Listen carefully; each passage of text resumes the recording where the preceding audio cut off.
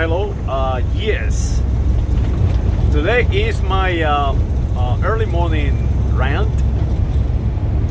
and I got a beef to play with Foxnews and NPR. So let's start right here. This morning they were defending the monuments of the United States of America. Oh no! Wait a minute! I forgot. The monuments of color-coded white Americans. Yes, not the United States of America monuments. No, white or people living in North America, in the country of America, color-coded white. That is how insane it is, but that is exactly what they're calling themselves. That is how they identify themselves. White Americans, and those are my symbols. Let me tell you who they, what symbols they protect. They actually interviewed Mr. Trump at the White House. Some guy from Fox News, and this guy is a total repeater. I mean, this guy repeats on the radio at night on AM coast to coast. Let me tell you how bad it is. I used to be really fond of driving through the night, listen to AM coast to coast. It's a show about ETs and extraterrestrial, and they speak to you like it is real. Hey, I was adopted. I mean, it's like hilarious. Used to be. They transformed this show. A guy from actually a veteran of the United States of America Army or Navy or Department of Defense officer, a repeater. I think his name is George Norris or something like that. Anyhow, this guy have transformed the show into a political repeater thing. I mean, it's no longer a show that used to be. It's just about politicians. So that is, what I'm trying to fight. The conditioning of the population and the defense of erroneous behavior that we have in this nation of ours, the United States of America, since basically, I have to say, since the early 1800s, and it really got to the point where the country went into a civil war, a war in between the states for it, and we continue to try to reconstruct this nation, and we have failed every time. And we have failed because people like NPR and people that control the information, they are completely conditioning us. So let me go back to the symbols. Why and who they defending? Okay, they defending Andrew Jackson. And I love Andrew Jackson. To me, Andrew Jackson is my favorite United States of America leader and president of the United States of America. Now, a lot of people say, Pavel, you crazy. This guy is a bigot. This guy is this guy was just a killer. And yes, they are correct. Mr. Andrew Jackson was all of that and more. But Mr. Andrew Jackson has something very important for all of us, and that is in his twisted mind, he fought for his people. Everybody else were enemies, but not his people. when he took over Florida from Spain, he was fighting the English. He was fighting English spies. They got themselves introduced in Florida and stir up all the native and the African population that escaped from the United States of America into Spanish land. So you have to understand what I'm saying. The slave escaped into Spain and they were free in Spain. The Spaniards never killed anybody. They actually give them shelter. So that is what Andrew Jackson went to do down there. He went to slaughter the people that Spain was protecting. The native, the aborigines, and the African people, they lucky enough escaped the United States of America slave system. So this is who Andrew Jackson is. Andrew Jackson was the guy who got the Cherokee and slaughtered them, took their identity and destroyed them, destroyed their land, destroyed everything. But in his mind, he was protecting his people, the United States of America. So that is why I think he's, to me, the most, in my opinion, the most accomplished general or leader in the United States of America. He actually expanded the United States of America to a great deal. Now, the guy was a killer. If I can grab him, I take his stature too. And I do not like to use his money, his printed face on a dollar. Well, $5 bill, $20 bill. I think, this guy, I mean, how can you give a United States of America currency to a person who his family was completely eradicated by Andrew Jackson and say, this is now your money? I will not touch it. So this is who we defending. We defending, no, we are not defending. Fox News, NPR, and all the rest of them are defending, protecting a section of the United States population. And I'm going to give you one example. They're talking about Roosevelt. Roosevelt at the Smithsonian. He's up there in the Smithsonian with a native of this continent on his right hand side, and an African on the left hand side. And now they're saying that he was conservative, that he created all these national parks and all this, and we should not take him down. Well, I think we need to take him down, yes. And I'll tell you why. I'm going to tell you who this Roosevelt guy is. This Roosevelt guy, he was not a conservative. He did not conserve the planet. He did not conserve our geography. No. His business was killing buffaloes so the native cannot eat. That was his business. He killed everything that he can think of. He went to Africa to kill lions and elephants. And he went to Alaska to kill bears. And he took everything from the water. Not to eat. No, to have fun. To have fun. But not only that, let me tell you who this Roosevelt is. After the Spanish-American War, of course, he formed his own gang and went down to Cuba to fight the poor Spaniards. They were just drafted in the Iberian Peninsula to fight for something they really didn't know anything about. My grandfather. That is who Roosevelt went to fight. My grandfather. And my grandfather was the one who created the United States of America.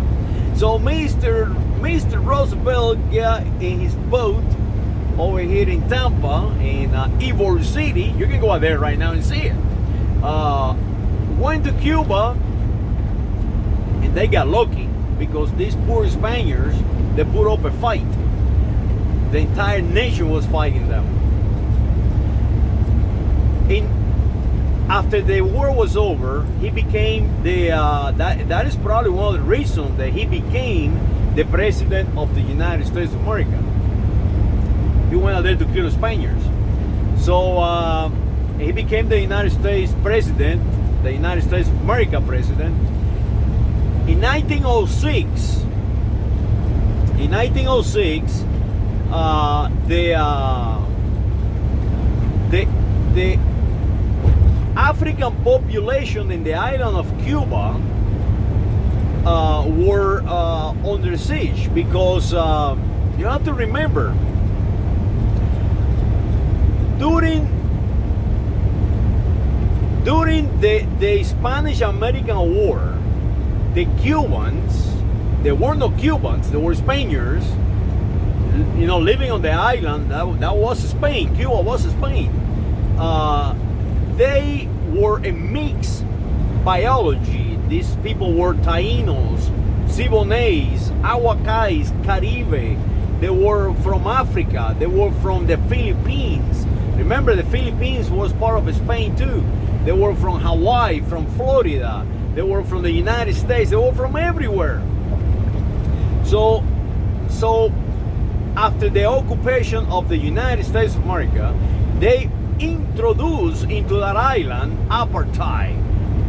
It was not the Spaniards. It was the United States of America who introduced apartheid into this now United States of America possession. Cuba was a possession of the United States of America. The same is Hawaii and all the rest of the islands. So they impose into the island of Cuba, into the population, an amendment to the Constitution. And today we call that the Platt Amendment. The Platt Amendment. And the Platt Amendment basically say, hey, we rule your economy, and we rule your foreign policy. You have no foreign policy, it's ours, and your economy is ours. And that is what happened in 1959 with Mr. Fidel Castro. So now Cuba became the United States of America. So now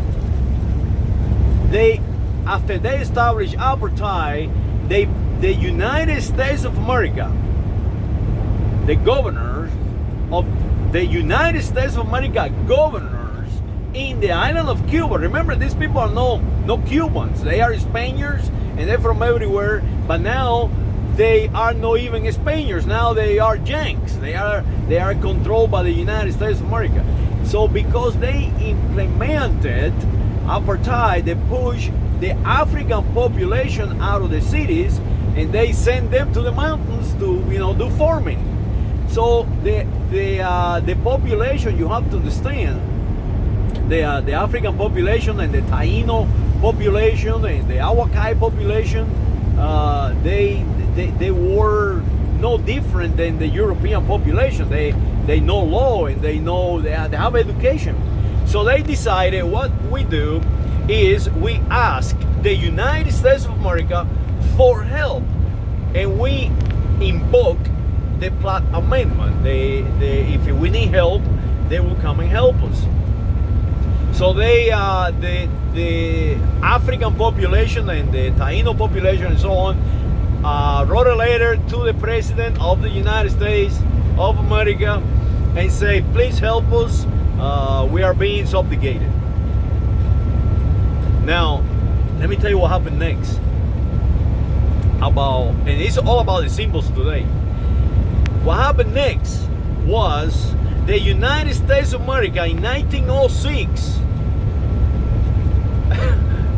has a second occupation of the island of Cuba, and they went wide open against the African population, against the Taíno population, to separate the population even more. That is how racism works in the United States of America. And guess who did it? Mr. Roosevelt. Mr. Roosevelt was the president of the United States of America. And then he goes and send Charles Edward Magoo from Nebraska, and that is what I'm making this video in Nebraska. Today, Mr. Charles Edward Magoo is buried in Lincoln, Nebraska. Go and see his grave. He sent Mr. Magoo up there, and Mr. Magoo destroyed this island, destroyed this beautiful 500-year-old culture that was created, and it was maintained, completely destroyed. So don't tell me that the statue of Mr. Roosevelt deserved to be in a place of conservation. No, this guy did not conserve anything. It's a matter of fact that this guy became so English that in his newspapers and his advertising and so on was a prelude to our alliance with the English and the attacking to Mexico and all this craziness was Mr. Roosevelt, McKinley and Mr. Roosevelt who did it. And we're still doing it. Now they're attacking Venezuela and destabilizing Chile and changing people, and they openly tell you that they are doing it. Why? Why should we destroy our own American continent? Why don't promote the American continent? Well, I'll tell you why. Because these people are bigot, racist. They have become English. They have become something weird, just weird, anti-human. And yes, we need to destroy those symbols. We need to destroy those symbols. We need to completely flatten Stone Mountain, Georgia. Completely flatten Stone Mountain, Georgia. We need to make Stone Mountain, Georgia like a big laser show place where kids can go out there and play and have a good time, and where people do not have to go and see not just slave owners, traders of the United States of America, because that is what they carve in that stone. They carve the enemies of the United States of America. Now, the question is, why Fox News, the workers? Because I know that Rupert Murdoch is an Englishman. He's a guy that born outside the United States of America. He born under the English crown, and I understand him the same way I understand Mr. Jackson. They defending their identity, their culture, their sickness. But I am defending mine. And so I am speaking to the people who work at Fox News, NPR, all these people. They are repeating to us and protecting the enemy. You are traitors of the United States of America, and you must change your ways, because eventually you will be held responsible. Every single time that those people go out there and destroy those monuments, racist, crazy people monument, guess what? And you defending them? Guess what? They will remember it. They will remember. I will remember it.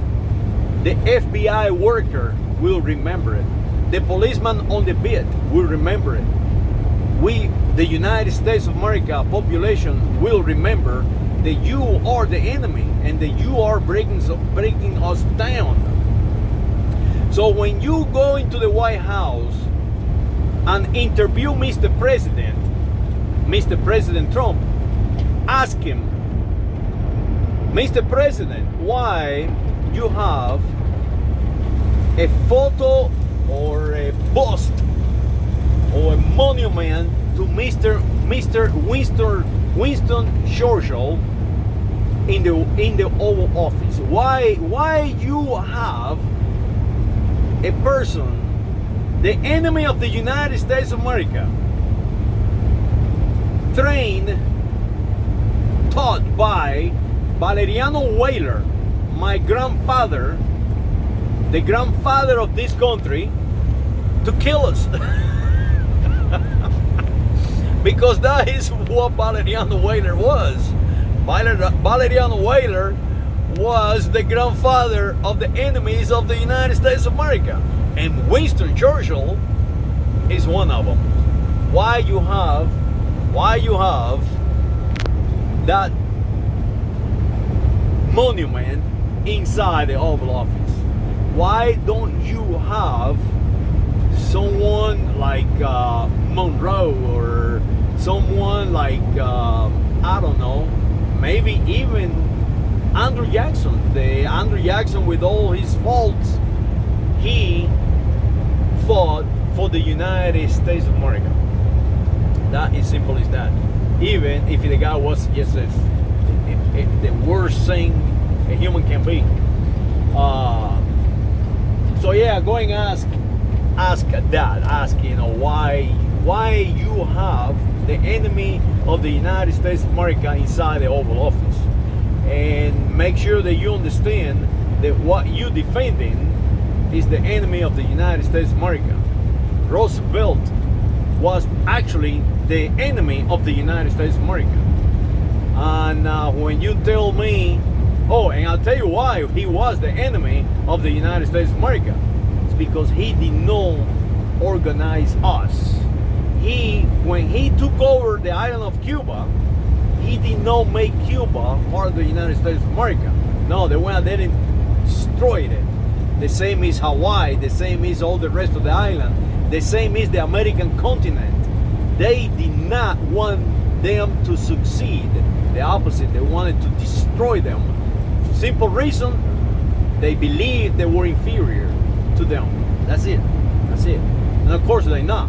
Right now the population of South America is bigger than ever, and the population of us, through United States of America, nationals, are completely increasing, and we no longer are becoming Europeans.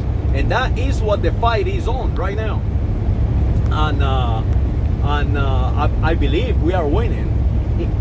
All we have to do now is recondition that population that is fighting in the streets and taking down the monuments, because they do not know the reason why they're taking down those monuments.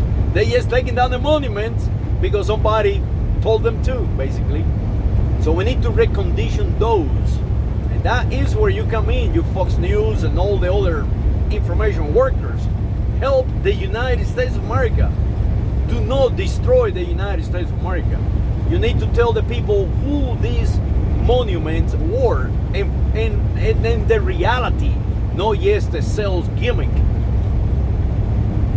You need to do that. Otherwise, you continue to be the enemy of the United States of America. I had to stop the rant because I can go on and on. But on the nutshell, we need to reconstruct the United States of America. We need to take every single monument down, starting with the Stone Mountain, including my family in the capital of South Carolina, the first newspaper ever founded in South Carolina from Cuba. People who fought in the American Revolution from Cuba. People who fought on the War of 1812 from Cuba. People who fought in every single war, including the Civil War, from Cuba. Take them down, and let's sit down on with a blank sheet of paper, the entire nation, and look into ourselves and rewrite where we want to be, who we want to be, and what identity we ought to have. And we need to stop attacking our very own people, the people of this continent that created the United States of America, and start pushing the English out back to Europe, and everybody else back to Europe. And maybe then the Europeans can see that we can be great, and maybe they can start learning from us, not the other way around. We do not need to be followers. We need to lead this planet. Saludos.